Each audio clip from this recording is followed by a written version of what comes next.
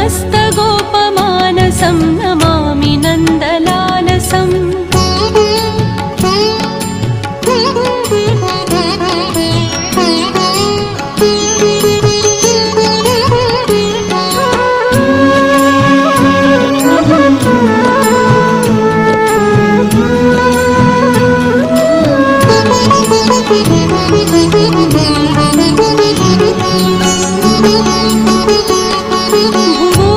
भुवोभरावतारकं भवाब्धिकर्णधारकं यशोमतीकिशोरकं नमामि चित्तचोरकं दृगन्तकान्तभङ्गिनं सदा सदालिसन्ध